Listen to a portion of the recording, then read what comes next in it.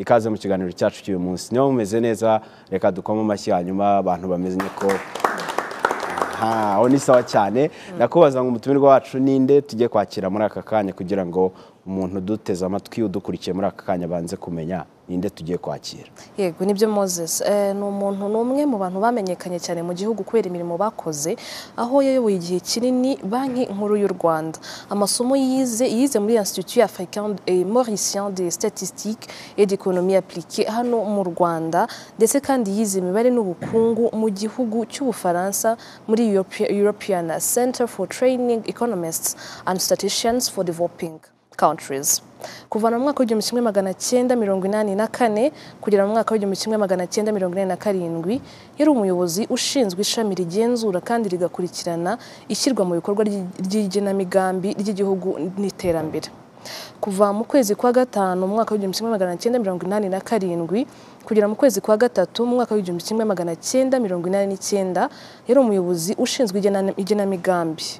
Kuva mu kwezi kwa gatatu muri uwo mwaka kugera mu gihumbi kimwe magana cyenda mirongo cyenda mu kwezi kwa cumi na kumwe yari umuyobozi mukuru w'ibarurishamibare. Kuva icyo gihe kugera mu kwezi kwa kane mu gihumbi kimwe magana cyenda mirongo cyenda na kane yari umuyobozi mukuru wa politike y'ubukungu. Kuva mu kwezi kwa munani mu gihumbi kimwe magana cyenda mirongo cyenda na kane kugera mu kwezi kwa cumi na kumwe mwaka w'igihumbi kimwe magana cyenda mirongo cyenda na gatanu yari umunyamabanga uhoraho muri Minisiteri y'Igenamigambi. Kuva mu gihumbi kimwe magana cyenda mirongo cyenda na gatanu kugeza mu kwezi kwa gatandatu mu mwaka w'ibihumbi bibiri yabaye umusesenguzi mukuru w'ubukungu mu biro bya Banki y'Isi mu Rwanda ibyitwa Economiste Principal Bureau de la Banque Mondiale au Rwanda. Kuva mu mwaka w'ibihumbi bibiri kugeza mu mwaka w'ibihumbi bibiri na kabiri mu kwezi kwa kane yabariye guverineri wungirije wa Banki Nkuru y'u Rwanda.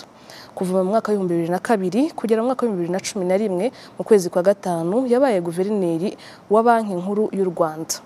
Kuva mu bihumbi bibiri na cumi na rimwe kugera mu bihumbi bibiri na cumi na karindwi mu kwezi kwa munani yabaye minisitiri w'ubucuruzi n'inganda hano mu Rwanda. Kuva mu kwezi kwa cyenda kugeza mu mwaka w'ibihumbi bibiri na makumyabiri yari umujyanama ku masosiyete mu rwego rw'abikorera. Kuva icyo gihe kugera mu kwezi kwa munani muri uyu mwaka wa 2025 yabaye komiseri ushinzwe isoko rusange mu muryango w'ubukungu uhuza ibihugu bya Afrika yo hagati izwi nka ECAS. Twakiriye François Kanimba. Bakire François Kanimba, ni karibu cyane. Umubyeyi yakoze cyane kubana natwe kuri uyu munsi. Yakoze cyane kabisa. Karibu cyane. Karibu, twishimiye ko mwatuboneye umwanya muri gahunda nyinshi. Ni karibu. Ni inshingano kubabonera umwanya. Ni karibu cyane. Yavuze icyo wacu CV avuga birimo yose mwakoze tuza no kwishingiraho mu kiganiro cyacu cy'uyu munsi. By'umwihariko turi kumwe n'urubyiruko, nahoze mbivuga kare, n'abanyeshuri hanyuma banabo ni Mizi y'u Rwanda n'abandi bishyize hamwe kugira ngo nabo bakora ibikorwa bitandukanye byo gufasha n'iterambere. Twishimiye rero kubakira mu kiganiro cy'uyu munsi, tuza gushingira ku nkuru yanyu y'ubuzima bwanyu, urugendo mwaciyemo, ariko kandi n'amasomo ku bukungu kuri urubyiruko rw'u Rwanda, icyo bakwiye kubona nk'amahirwe n'uburyo bwo kuyageraho. Reka mvuge ngo ni ibintu bidasanzwe muri mwebwe b'urubyiruko. Hari abatunzi note isinyweho akiri guverineri, note niho zisinyagaho, murabizi. Turagushimira kuri service wahaye igihugu cyacu. Thank you. Reka dukomere amashyi mu tundi wacu hanyuma tubone kumwakira tuganire byinshi. Twemerere utuzane na nyuma mu nshingano za vice guverineri, kuba guverineri kugera kuri minisita. Zo ni inshingano mwinjiyeho mute zabigishije amasomo iki? Sinzi aho ndi buhere kuko kugira ngo tubiganireho byose bishobora no gusaba umunsi wose. Yego. Ariko ciye muri makeya. Murabona nyuma ya jenoside ikirangira. Mu kwa karindwi muri 1994 nabaga mu Rwanda, ntabwo nahunze igihugu, nagumye ahangaha ku buryo abakozi twakoraga muri Minisiteri y'Imigambi ya Leta mbere ya jenoside nsa nkaho ntabwo twari benshi bagaragaye ku isoko. Yewe narabonetse mfatanya n'abo bari bashinze kuyobora iyo minisiteri. Ikintu cya mbere cyakozwe nibuka mu rwego rwa guverinoma yose ni ugutegura inama mu rwego mpuzamahanga bise table ronde de Bayer d'Ofa yabereye i Geneve mu kwezi kwa mbere 1995. Iyo nama yari iyo kuganira mu rwego mpuzamahanga uburyo nyuma ya jenoside yakorewe abatutsi mu Rwanda amahanga yafasha u Rwanda mu ngamba zo kwisana no kongera kuba igihugu gishobora kubona intangiriro kugenda. Iyo nama rero twarayiteguye rwose, inama igenda neza. Yego delegation y'u Rwanda yewe narabigize mu ruhari mu rwego rwa tekinike, ariko delegation y'u Rwanda yarimo abaministri, bigenda neza. Birangiye ubwo murumva ya miryango ari Fonds Monetaire International ari na Banque Mondiale, kuko bari banzi twaraganiriye dutegura za gahunda zo kuvugurura ubukungu bw'igihugu. Bari bazi yuko ubwo icyo nibagiwe wenda kubabwira nuko iriya porogaramu tumaze finaloma guverinoma Habyarimana yagezeho arabyemera birasinywa, sibyo? Ariko ndababwira ko byasinywe itariki hafi 30 y'ukwezi kwa 9, itariki ya mbere urugamba rwo kubohora u Rwanda ruratangira. Uruganda rwo kubohora u Rwanda ruratangira, ku buryo izo porogaramu nkuko zari zaratekerejwe kuzishyira mu bikorwa muri context ya nyuma ya jenoside n'ibibazo byari bihari, ntabwo byari ibintu byoroshye nk'uko umuntu yabitekerezaga mbere. Ariko ntabwo context ntabwo yabyamburaga ireme, ariko mu kubishyira mu bikorwa kwari ukureba neza uko igihugu gihagaze n'uko giteye. Ndibuka nyuma ntambara yabayeho 91, 90, 91, 92, 93, haba amasezerano y'amahoro hagati ya guverinoma ya Habyarimana na Front Patriotique Rwandais.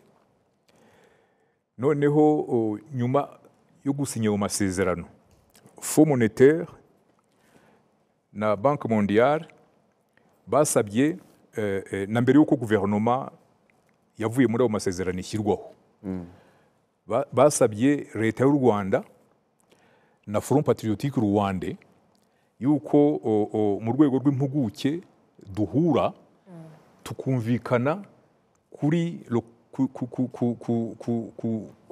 kuri ziriya porogaramu zari zaraganiriweho mbere y'urugamba rwo kubohora u Rwanda, ariko tukumvikana kugira ngo na guverinoma izava mu masezerano yarusha nk'uko byari byarateganijwe izaba ihuriweho n'impande zombi ariko zarumvikanye. Ikintu ntazibagirwa rwose nuko ndibuka yuko jewe nyine ubwo narakomeje ku rwego rwa guverinoma, nayoboraga delegation mu rwego rw'impuguke n'aba bandi twari kumwe bava muri finance na banki nkuru y'igihugu. Noneho delegation ya RPF twaganiriye icyo gihe, ndibuka harimo Patrick Mazimpaka, harimo Fremu Kabayija, ndumva harimo na Pasteur Bizimungu. Twaricaye, ndibuka ko twagiye i Washington, Fonds Monetaire iduha sale dukoreramo. Ikintu cyatangaje n'ukuntu twicaye tukumvikana 100% ku bintu twari twaranegosiye, twaraganiriyeho na World Bank na Fonds Monetaire na mbere y'urugamba rwo kubohora u Rwanda kubyerekeye amavugurura za reforme zari zikwiye kugira ngo ubukungu bw'u Rwanda bugende bugaruka ku murongo. Ibyo rero murumva nabyo byaranyubakaga ko numvaga byatumye numva nanjye nifitiye cya cyizere kubona nabigizemo uruhari. Hanyuma na delegation ya RPF ikabyumva vuba ikanabyemeza, byari byoroshye kugira ngo no mu gushyira mu bikorwa bizorohe. Yes, ubwo rero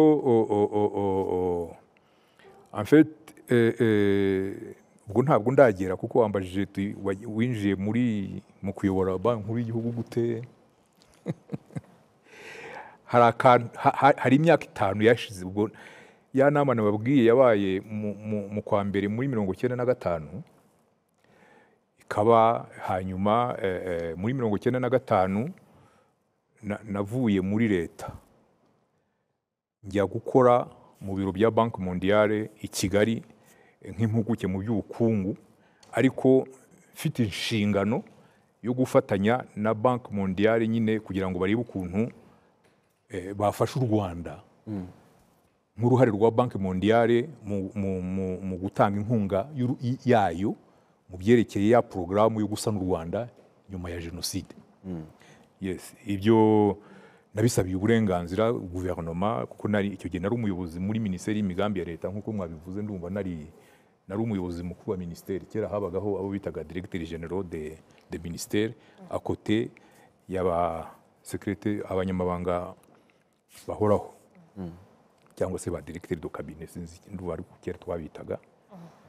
Barabinyemerera, ariko icyo nibuka nakoze icyo gihe ndi muri Banki Mondiale namaze y'imyaka 5, ariko muri iyo myaka 5 hari amasezerano y'imfashanyo Banki Mondiale yashyize mu bikorwa 3 yitwaga Economic Recovery Credit, inguzanyo, ariko inguzanyo zo mu nyungu ziciriritse cyane, gufasha u Rwanda kugira ngo rushobore kurehabilita l'infrastructure sociale, kurelancer les activités. Ariko izo nguzanyo nazo zikaba nyine zishyirwa mu bikorwa muri ya context ishingiye ukuntu guverinoma nshya irimo ishyira mu bikorwa ya mavugurura yo gucunga ubukungu. Amwe mwakoze mbere. Yego, amwe twakoze mbere. Rwose ndumva ayo mavugurura, izo credit hari 3 zasimburanye kuva muri 1995 na 6 kugeza pratikoma mu mwaka w'2000. Habaye hari n'impaka zabaye cyane numva zafashije, kuko icyo gihe ngira ngo wenda mujya musoma, muracyari bato ariko mujya musoma, hari ibihugu bya Afurika byagize crise y'imyenda. Crise y'imyenda muri za 1995, abenshi rwose batagishoboye kuba bafite ubushobozi bwo kujya hanze ngo baguze. U Rwanda rero rwo urumva ruvuye noneho muri jenoside yakorewe Abatutsi, ubukungu buri hasi cyane, buri down. Imyenda natwe twari tuyifite, kugira ngo uzongere kujya muri iriya miryango mpuzamahanga, muri ibigo mpuzamahanga by'imari kugira ngo baguhe ideni, byari biruhije. Hari ibyemezo byafashwe mu rwego rw'isi, ibyemezo byafashe mu rwego rw'isi byo kugabaniriza, gukuraho imyenda y'ibihugu bikennye no kugabana cyangwa se kuyigabanya ku buryo bufatika, ariko ibihugu cyane cyane byafashijwe muri urwo rwego ni bya bindi byagaragaza ubushake kugira ngo imivugurure y'ubukungu n'ibyemezo bigomba gufatwa kugira ngo ekonomi ijye ku murongo, bigaragara yuko hari ingamba zifatika ziri gufatwa. Ubwo rero namaze imyaka 5 muri Banki Mondiale, ariko ndibuka yuko ndi hariya muri biriya biro, abo dukorana muri Banki Mondiale bajyaga baza mu Rwanda, noneho tukaganira. Bari banzi nta byinshi cyane ku byerekeye ubushobozi bwanjye bari bafite, ariko noneho tukajyana no guhura n'abayobozi b'igihugu kugira ngo tubabwire izo porogaramu zose twateguraga, uburyo zitegurwa n'aho zishingiye, urebye ibyari bikenewe kugira ngo u Rwanda rwongere rugarure ubuyanja. Ntabwo nzibagirwa mu bo twasuraga harimo nyakubahwa Perezida Kagame, icyo gihe yari Minisitiri w'Ingabo. Iyo twageraga mu biro bye, ikintu cya mbere yabwiraga abo bantu muri Banki Mondiale twabaga turi kumwe, yarambwiraga ati, umukozi wanjye mwamujyanye he, mwamutwara iki? Buri gihe byabaye nk'inshuro nk'ebyiri cyangwa 3. Ariko nanjye nkagerageza kumusobanurira yuko mu by'ukuri hariya ndi gukorera u Rwanda ntabwo ndi mu mahanga. ngaho ni igihe mwari mu biro n'ubundi bya Banki Mondiale. Ni icyo gihe nyine, ni icyo gihe ubwo twabaga turi gutegura ziriya porogaramu nababwiye twashyize mu bikorwa muri iriya myaka. Yes. Kugeza mu mwaka w'ibihumbi 2000 nari muri Banki Mondiale muri izo porogaramu, noneho amaze cyane amaze kujya ku mwanya wa perezida wa Repubulika antumaho ambwira yuko rwose yifuza yuko ngaruka nkajya mu mirimo yari ikeneye abakozi babyumva babisobanukiwe hirya no hino. Ntabwo najuyaje ntabwo najuyaje mu kugaruka. Rero umwanya wa mbere nyine ninjiyemo ni ukuba guverineri wungirije wa Banki Nkuru y'u Rwanda. Nk'uko babivuze nawumazeho imyaka 2. Icyo gihe hari undi mu guverineri witwaga Mutemberezi François, niwe wari guverineri wa Banki Nkuru y'u Rwanda. Yari afite manda ye irangiye, guverinoma ihita nanjye ingira guverineri furu. Rero ntangira noneho urugamba koko rwo gucunga ifaranga ry'u Rwanda, gucunga urwego rw'imari no gutekereza mu rwego rureba kure ingamba zigomba gushyirwa mu bikorwa kugira ngo urwego rw'imari rw'u Rwanda rugaruke ku murongo, rube foundation, ishingiro ry'iterambere ry'igihugu. Ni urugamba ko hari byinshi twakoze, sinzi niba turi bubivuga. Nagira ngo utubwire ibyo wishimira cyane mu gihe wari kuri urwo ruhembe wahawe izo nshingano. Hari ibintu 3 ibyakozwe, byo ni byinshi muri icyo gihe, ariko hari 3 numva ngomba kugaruka ahangaha. Icya mbere ni ukuvugurura imicungire y'isoko ry'amadovize mu gihugu, kuko kera mbere y'uko ngera muri Banki Nkuru y'Igihugu nabo nasanzemo bari bakizi yuko ngo amadovize ari aya leta, ntabwo ari ay'abaturage. Leta ngo niyo igomba kugena ninde uyahabwa. Ibyo ngibyo byarakozwe ku gihe cya Habyarimana, bizana ruswa, bizana karengane, bidindiza iterambere ry'ubukungu. Yewe ikintu cya mbere nakoze ni ukumvisha abagenzi banjye muri ya mahame nababwiye yuko iyo ushaka kuyobora neza ugomba kubaka ikipe, abo uyobora bakumva neza ihame n'ireme ry'ibyemezo ugomba gufata. Narabibasobanurira rwose tubyumvikanaho, mbabwira yuko amadovize ntabwo ari aya leta, n'ay'abaturage, n'ay'igihugu. Dushyiraho politike igenda isoko ry'ivunjisha igaragaza neza uruhare rwa Banki Nkuru y'Igihugu, ariko isoko ni hagati y'abafite amadovize n'abayakeneye. Ntabwo ari guverineri wa Banki Nkuru y'Igihugu ugomba kujya hagati y'umucuruzi cyangwa se na banki ifite amadovize kugira ngo bumvikane ibyo bagomba kuyakoresha. Yes. Banki Nkuru y'Igihugu ifite amadovize nayo ishobora kujya ku isoko ibona akenewe ikaba yagurisha kugira ngo agaciro k'ifaranga kadatakara cyane, ndetse yabona ahari ari menshi ikaba yajya ku isoko ikagura. Icyo ni kimwe. Icya kabiri ntabwo ndarangiza aho ngaho. Ubwo nibwo mu Rwanda twashyizeho, twemereye abaturage basanzwe kugira amakonti mu madovize.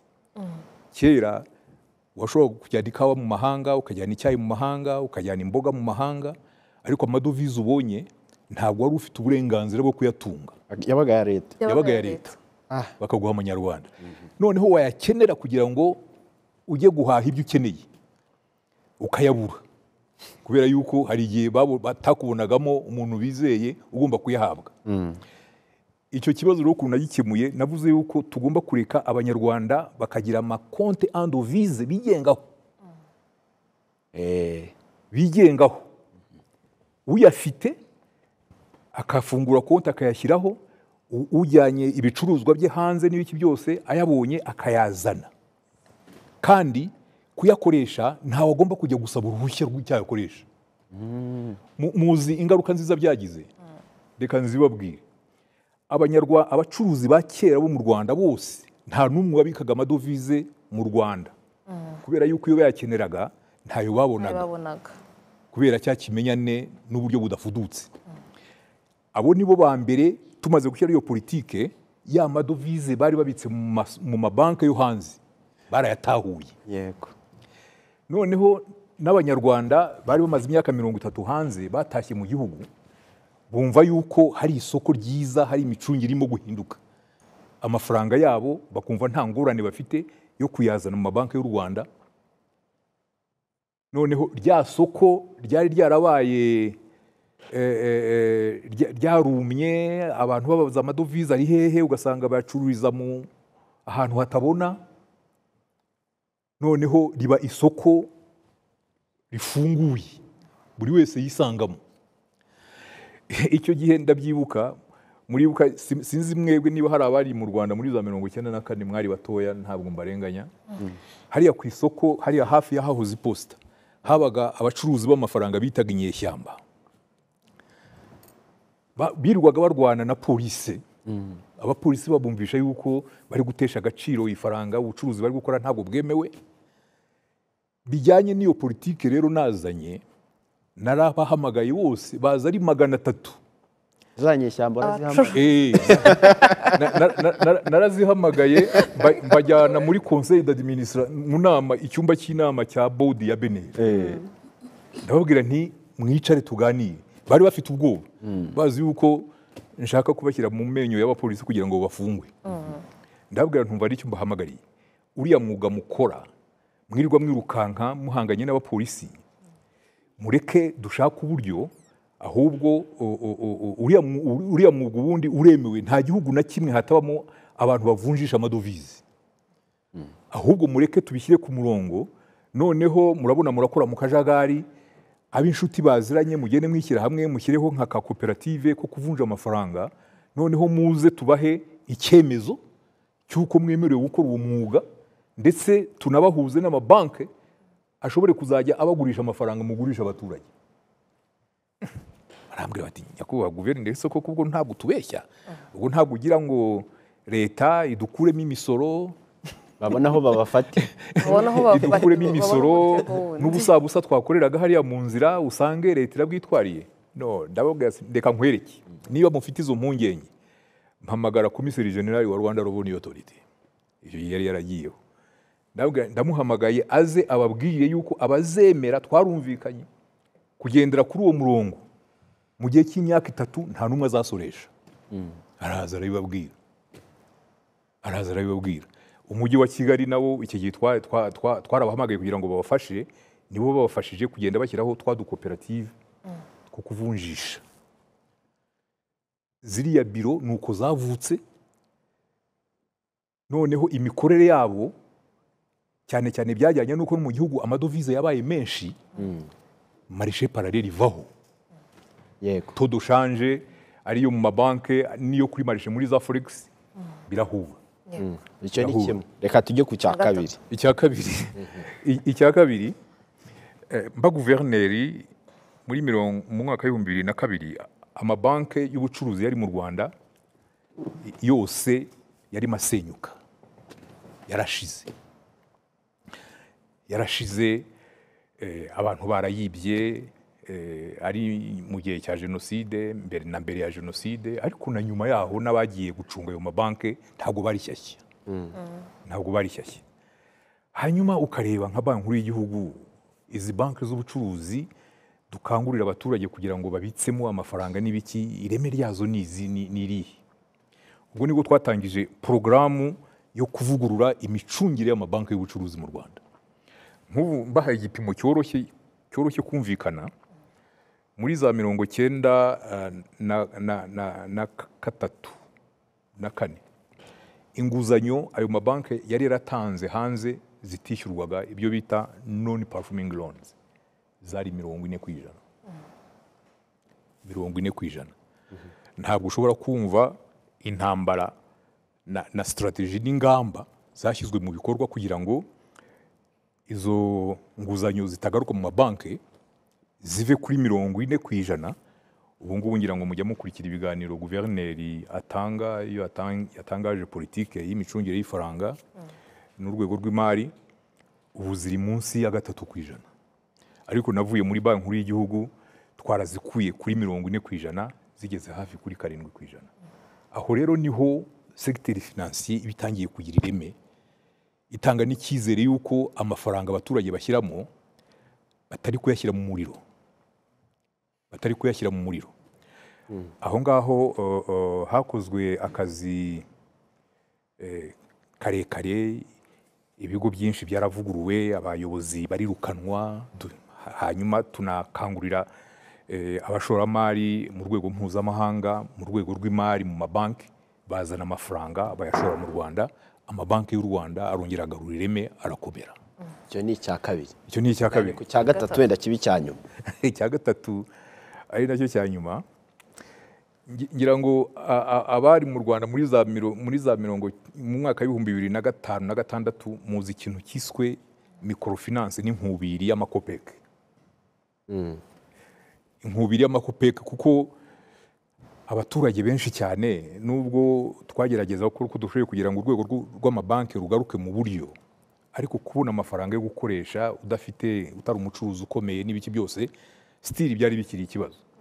Havutse rero ubucuruzi bw'amafaranga bwakoreraga mu cyitwaga amakopeke, cooperative d'épargne de crédit, ariko zitangira nabi cyane, zitangizwa n'abantu abenshi bari ba escroc, akagenda ukumva ejo ngo yafunguye kopeki muri butike hariya, abaturage bakamuzanira amafaranga, ejo bagaruka bagasanga yafunze. Birasakuza, biba nabi.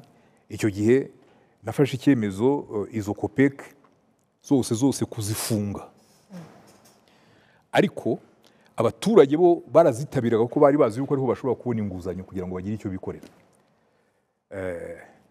Nsaba guverinoma yuko twashyiraho politiki ya microfinance ishingiye ku mirenge sako. Imirenge sako nuko yatangiye.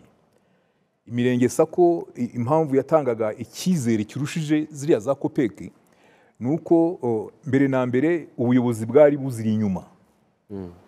Ndibuka yuko zitangira no gukora zakoreraga mu biro uturere twabahaga, ariko noneho babona hari n'abayobozi bo mu nzego z'ibanze babakangurira kwishyira hamwe kugira ngo bashyireho amakoperative yo kubitsa no kuguriza, bigatanga confiance kurusha ya makopeke. Ubwo ntabwo njya muri byinshi, urugendo imirenge sako aho yahereye n'aho igeze ubu ngubu ngira ngo mwese murahabona n'uruhare iri kugira mu gufasha ibigo bito n'ibiciriritse cyane iby'urubyiruko, kuko nabyo turaza kubigarukaho, kugira ngo bashobore kuba babona amafaranga bakoresha mu mishinga yabo. Yego, urakoze cyane. Ibyo bitatu si sawa? Ni sawa cyane, urakoze cyane. Reka tujye kuri iki gice cy'urubyiruko, uruhare rw'urubyiruko cyane cyane mu bukungu bwacu no kubwubaka. Mwebwe mwaciye muri izo nshingano zose, kuba vice guverineri, kuba guverineri wa Banki Nkuru y'u Rwanda, ariko kandi muza kuba na minisita w'inganda n'ubucuruzi n'inganda. Ni inshingano zikomeye cyane, ngira ngo urubyiruko ibyo ari byo byose muri position nziza, mu mwanya mwiza wo kuba mwatubwira uru rubyiruko abari aha n'abadukurikiye bakora iki, cyane cyane byashingira ku ki, ese hari ayahe mahirwe ahari ubu ngubu? Singiye kubeshya, ntabwo nababwira ngo hari rosete mfite cyangwa se umuyobozi kanaka afite azababwira kugira ngo iyo rosete nimuyishyirwa mu bikorwa ibintu birangire. Icyo ntekereza yewe nuko kimwe mu bibazo bikomereye igihugu ntabwo ari u Rwanda gusa, ni ukubonera urubyiruko imirimo. Kubonera urubyiruko imirimo ni ikibazo, si no mu bihugu bikennye gusa, no muri biriya bihugu develope, burya mujya mubyumva, haba muri Amerika cyangwa se Burayi, amatora yabo usanga barwana bashingiye ninde ufite porogaramu zizarushaho gutanga akazi ku isoko. Aha rero hari uburyo bubiri bwo gusubiza icyo kibazo. Yewe iyo ndebye aho u Rwanda rwavuye nyuma ya jenoside yakorewe Abatutsi naho rugeze ubu ngubu mu iterambere ry'ubukungu, ikintu umuntu yavuga gitanga cyaho urubyiruko icyizere cyaha urubyiruko icyizere. Ni ubukungu bushingiye mbere na mbere ku cyerekezo, bushingiye ku miyoborere itarangwa n'amacakubiri na busa, kandi bushingiye ku bumenyi, ku ikoranabuhanga. Ari naho usanga urwego rw'uburezi uburyo bucungwa kuri iki gihe n'ukuntu bwavuguruwe kugira ngo buhe abana b'u Rwanda bose amahirwe amwe. Aho hantu hari inkingi ikomeye. Icyo nakongeraho mu rwego rw'iterambere ry'ubukungu rusange, iyo urebye u Rwanda twese tuzi yuko ari igihugu gitoya mu mbibi, ariko ubu ngubu ni igihugu cyagutse muri viziyo y'iterambere ry'ubukungu bw'u Rwanda. Kubera iki? Kubera yuko icyerekezo tugenderaho mu Rwanda, ngira ngo ubu ngubu murabibona, gishyize imbere, ntabwo twibagirwa imigambi n'ingamba zigomba gufatwa kugira ngo duhindure imikorere mu nzego z'ubukungu zari zisanzweho, cyane cyane mu rwego rw'ubuhinzi n'ubworozi. Ariko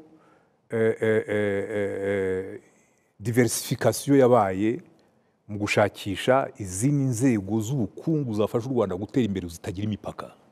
Serivisi, buriya iyo urebye iterambere turimo n'uruhare serivisi ziri kugira, ni icyizere gikomeye cyane ku rubyiruko. Ahangaha ndabivuga, ndabisubiramo kandi mubyumve neza, serivisi nta mupaka zigira. Nta mupaka zigira.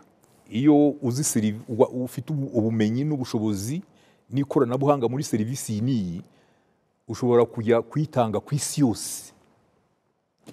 Cyane cyane ko muri politike y'ububanyi n'amahanga y'u Rwanda, u Rwanda ni igihugu gifunguye. Gifunguye dans le sens yuko twemerera abanyamahanga bakinjira mu Rwanda. Abenshi bazana ikoranabuhanga, bazana n'ubumenyi dushobora kwigiraho, ariko ibyo natwe biduha uburenganzira kugira ngo tubone amahirwe yo kujya no mu bindi bihugu kwiga ibyo bakora. Ariko niyo twaba dufite igitekerezo cyangwa se serivisi zikora, twagura isoko tudaheze mu mbago zacu z'igihugu geographically.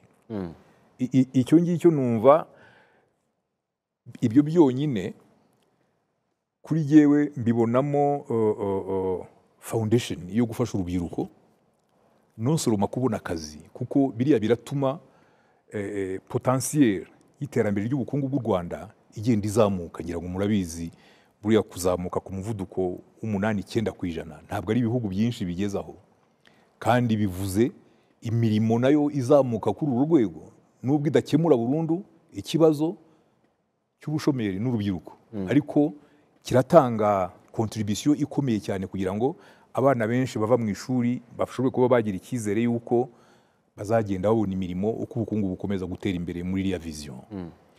Ariko rero noneho hari na politike yihariye noneho yo gukangurira urubyiruko kwihangira imirimo. Kera ku gihe cyacu, iyo wavaga mu ishuri, akazi ka leta kabaga ari garanti. Kubera yuko abantu babaga bakiva mu ishuri barize babaga ari bake cyane, ntabwo twagize amahirwe yo kwiga muri context uburezi ari droit universel. Nk'ubu ngubu kuvuga no gutaruka mpasa, nababwiye ko nari nzi imibare niga guhera muri primaire, ariko kubera imiyoborere y'igihugu ukuntu yari iteye, kugira ngo nzave muri primaire njye muri secondaire, namaze imyaka 3 mu mwaka wa 6 ntaremererwa. Gutsinda ntiwemererwa gukomeza.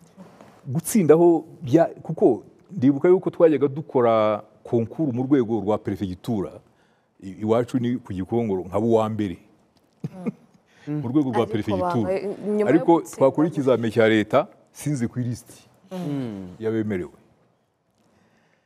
Nari mfite mon père wankundaga cyane, n'abarimu banyigishaga ntabwo babyumvaga, nibo bageze aho barambwira bati nari nacitse intege kuko ndumva mu bibazo wari wavuze ati wigeze kumbaza niba hari icyanciye intege.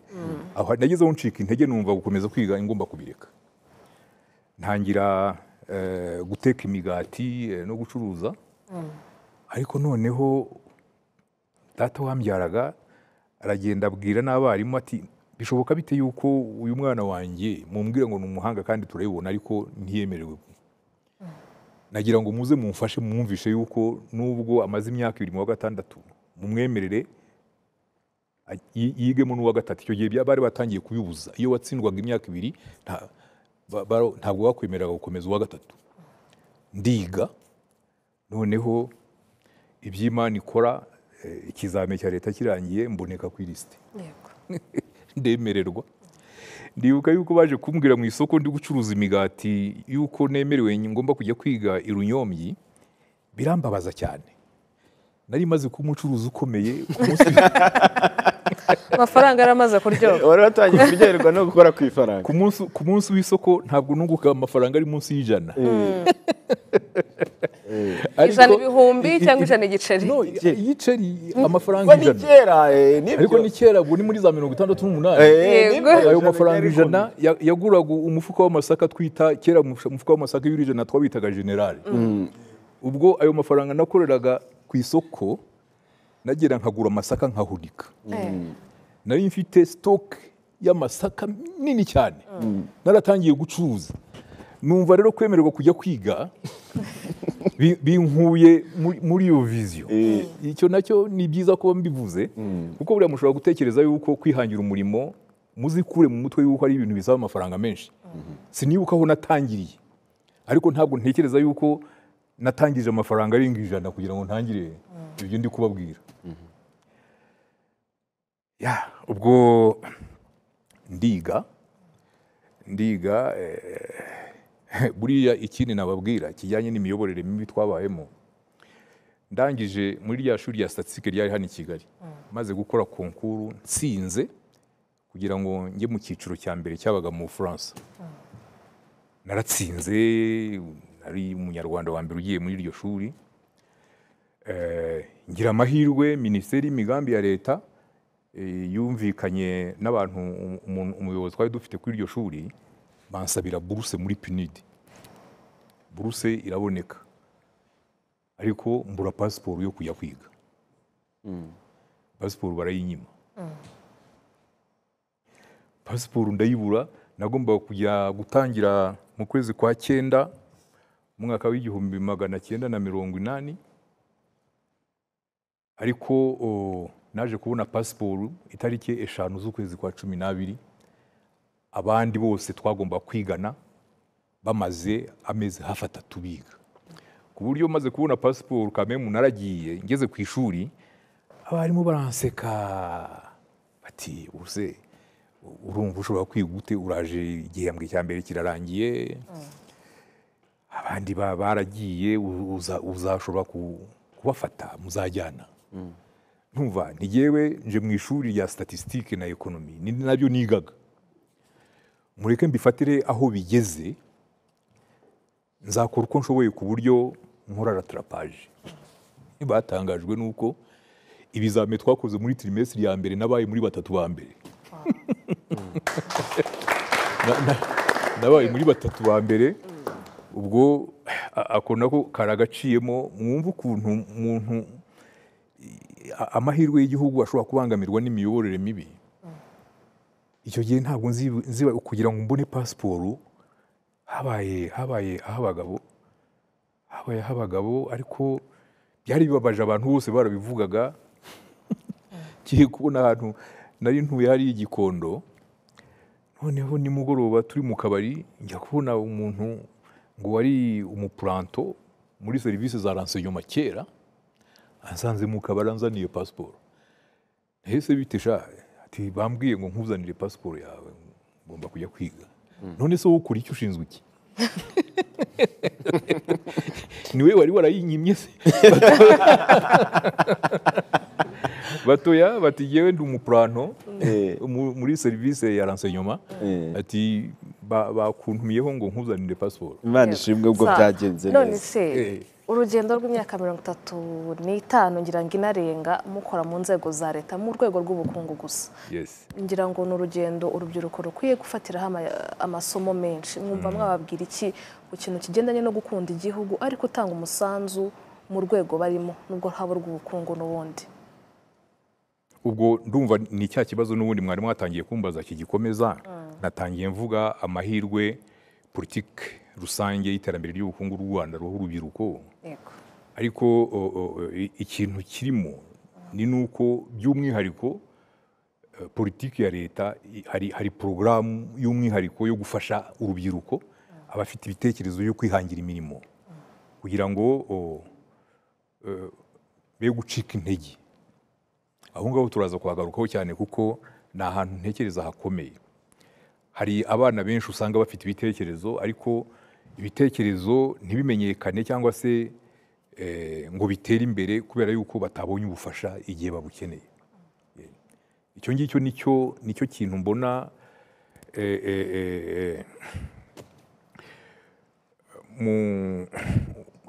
aho ibibazo byo kurwanya ubukene, gucunga ubukungu bw'u Rwanda hakwiye gushyirwa imbaraga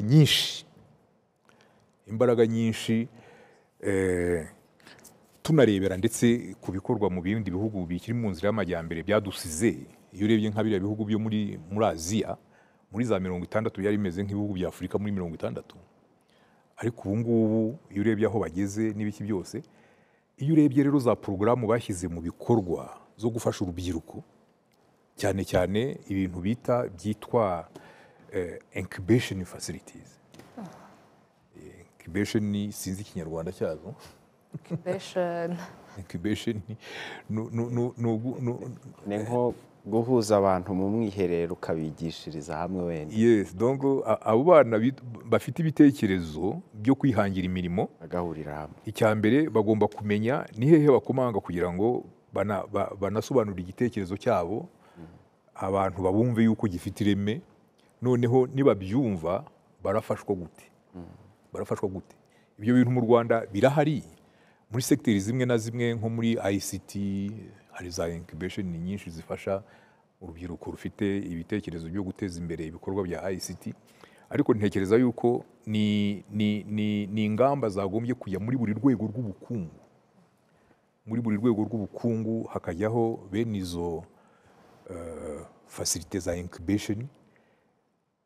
Urubyiruko rutekereza uburyo rwakwihangira umurimo, rube ruzi aho rwagenda rugakomanga. Niba ufite umushinga w'ubuhinzi ukaba uzi yuko muri Minisiteri y'Ubuhinzi hari aho wakomanga ugatanga igitekerezo cyawe bakakumva, ariko hakaba n'ubushobozi bwo kugira ngo babe bagufasha kugitekereza neza, kukigorora, ndetse n'ubufasha bw'ibanze kugira ngo gitangire gishyirwe mu bikorwa. Ibyo ngibyo buriya iterambere ry'ibihugu bya Aziya naho byashingiye, naho bishingiye, naho bishingiye. Ahangaha niho mbona wenda tugomba gutekereza cyane mu Rwanda mu ngamba zo kugenda turushaho gufasha urubyiruko uburyo bwarushaho kwihangira imirimo. Haracyari umurimo wo gukora nubwo hari byinshi bimaze gukorwa. Yego. Ikindi kintu nagira ngo mbwire urubyiruko nuko buriya twabivuze, dufite leta ifite icyerekezo ikora ibishoboka byose kugira ngo ubukungu bw'igihugu butere imbere, haboneke imirimo myinshi, sibyo? Dufite n'inzego za leta zishinzwe gushyira mu bikorwa izo politiki. Iyo uvuye mu ishuri utekereza kwihangira umurimo, ni ngombwa yuko mumenya izo politiki za leta ziriho. Murazizi, mukurikira radiyo, televiziyo, mukamenya icyerekezo igihugu kiri kujyamo mu nzego z'ubukungu zinyuranye, kugira ngo nawe niba ufite umushinga mu rwego runuru umenye aho wahera. Ariko si ukubimenya gusa, noneho no gutekereza abajyanama ba mbere ba leta ntekereza muri iyo viziyo, abajyanama ba mbere ba leta mu mikorere ni mwebwe gutinyuka. Hari amanama menshi aba mu rwego rw'uturere, imirenge, ahuza urubyiruko bakaganira. Mugomba gutinyuka mugatanga ibitekerezo. Niba mubona hari imikorere muri ya mirongo migari ya politiki ya leta mubona itabanyuze cyangwa se hari ikibura kugira ngo bwabufasha mukeneye kugira ngo imishinga mufite itere imbere, mubivuge. Kuko ako kantu usanga urubyiruko abenshi baritinya, ntabwo batinyuka kuba yafata ijambo mu ruhame ngo akritike uburyo abona ibintu bikorwa mu nzego izi n'izi. Aho rero burya niho mu by'ukuri niho ibintu byose bishingira. Iyo abantu bunguranye ibitekerezo hari igihinduka. Ikindi numva navuga, nigeze kuvuga yuko u Rwanda ari igihugu gifunguye dans le sens yuko abanyamahanga baraza mu Rwanda, abenshi baza bakuruwe cyane na politike ibafasha kugira ngo bashobore kuba bashora imari mu gihugu. Hari abazanwa n'ubukerarugendo, ariko natwe iyo politiki duha amahirwe yo kuba twabona uburyo bworoshye bwo kujya gukopera hanze ibikorwa. Mumbabarire nkoresheje ijambo gukopera. Buriya muzakurikira amateka y'iterambere ry'Ubushinwa. Development économique ya Chine yashingiye ahanini kugira ingamba na strategie zo gukopera ibikorerwa mu bihugu by'i Burayi no muri Amerika. Bakagenda bagakorayo duciriritse dutoya n'ibiki, ariko ashaka kumva n'iki yakurayo, akaza akagerageza kuba yatangiza igikorwa gisa nacyo mu gihugu cye.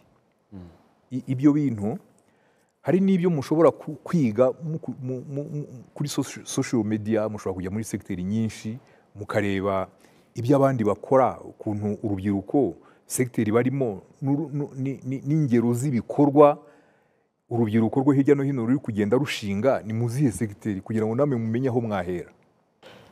Aho ngaho birabasaba ubushakashatsi, ariko ndumva iterambere mu rwego rwa tekinoloji u Rwanda rugezemo nabyo birabaha amahirwe kugira ngo n'ubwo bushakashatsi buborohere. Ariko sindi kuvuga yuko ari ikintu cyoroshye. Ni naho ntekereza buriya kiriya nababwiye kijyanye no kubaka ibigo byakira urubyiruko rufite ibitekerezo no gutekereza uburyo bafashwa kugira ngo barusheho guha ireme ibitekerezo byabo. Ntabwo ubwo bushakashatsi no kujya gukopera ibyo hanze nabyo ni ingamba urubyiruko rugomba gufashwamo n'inzego zibifitiye ububasha za leta. Wenda iyo urebye ubona ari iki cyagufashije cyane muri iriya myaka mushiki wanjye mu kanya yaravuze mu nshingano zitandukanye, iyo urebye usanga ari ibiki washingiyeho cyane kugira ngo ubuyobozi bwawe aho waciye hose bigende neza?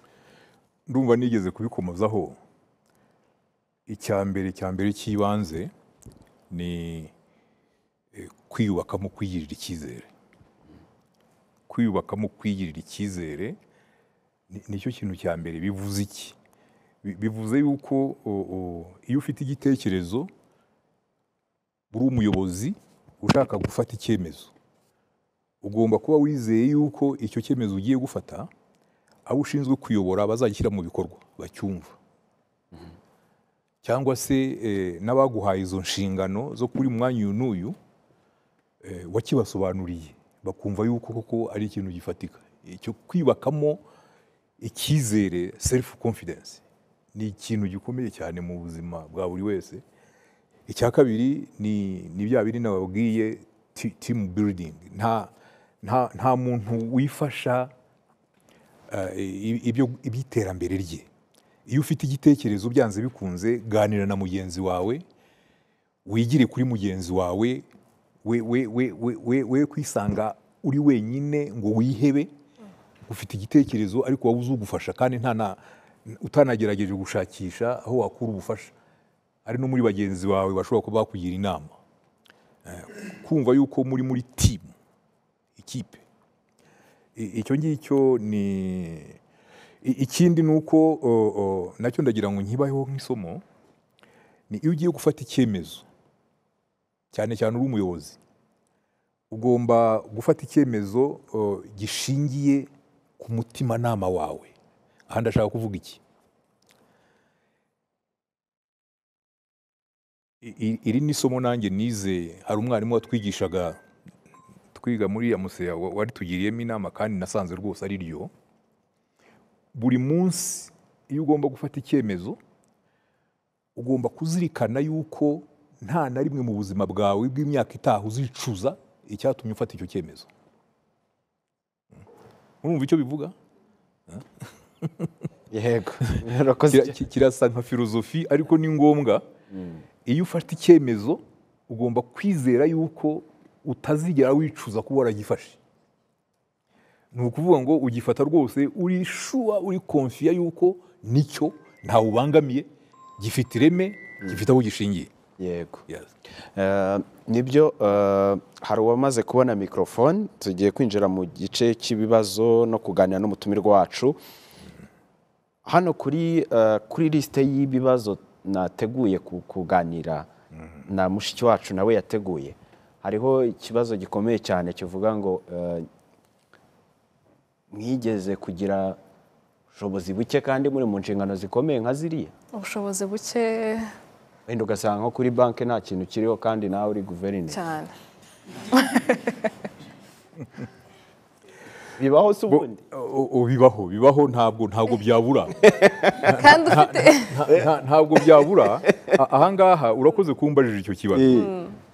Buriya nababwiye nkigera muri Banki Nkuru y'Igihugu, ziriya ngamba twashyize mu bikorwa kugira ngo dustabirize agaciro k'ifaranga, tuvugurure imicungire y'urwego rw'ivunjisha, ndetse tuvugurure n'imikorere y'amabanki.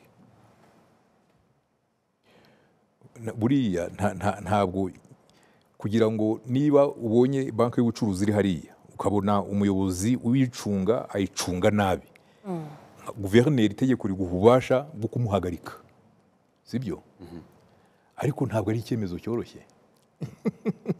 Ntabwo ari icyemezo cyoroshye kugira ngo ufate decision yo kuvuga ngo umuyobozi kanaka iriya banki ndamuhagaritse, mbaye noherejeyo umukozi wa Banki Nkuru y'Igihugu kugira ngo abayicunga ku rwego rw'agateganyo igihe dushakisha uburyo ibibazo by'iriya banki bikemuka.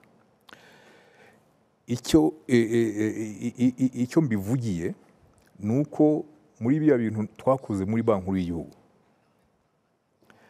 iyo ufite umuntu waguhaye inshingano ziremereye nka kuriya, akaba yiteguye buri gihe guhora gufasha kugira ngo uzishyire mu bikorwa, imbogamizi zose wahura nazo ushobore kuzitambuka. Ibyo byambayeho kandi byarafashije cyane. Murumva icyo nshaka kuvuga? Murumva icyo nshaka kuvuga? Ni turimo turagana ku musozo w'ikiganiro cyacu. Ni ikiganiro cya mbere, twahisemo kubikora mu byiciro bibiri kuko umutumirwa wacu afite byinshi twifuza kuganira nawe. Niyo mpamvu rero mu kindi gice tuzatanga umwanya ku banyeshuri kugira ngo baganire, ndetse n'urubyiruko. Turi kumwe na François Kanimba, yabaye umuyobozi mu nzego zitandukanye, kandi birumvikana ko mu mwanya muto ya Noha ntabwo byashoboka ko ibibazo byose bikwirwa mu kiganiro kimwe. Yego, kandi dufite n'amatsiko yewe. Yego, niko bimeze. Reka rero tubashimire mwese mwakurikiye igice cya mbere cy'ikiganiro cyacu. Igice cya kabiri n'ubundi tuzatanga umwanya, ariko hari n'ibindi byinshi tuzigiramo mu gice cya kabiri.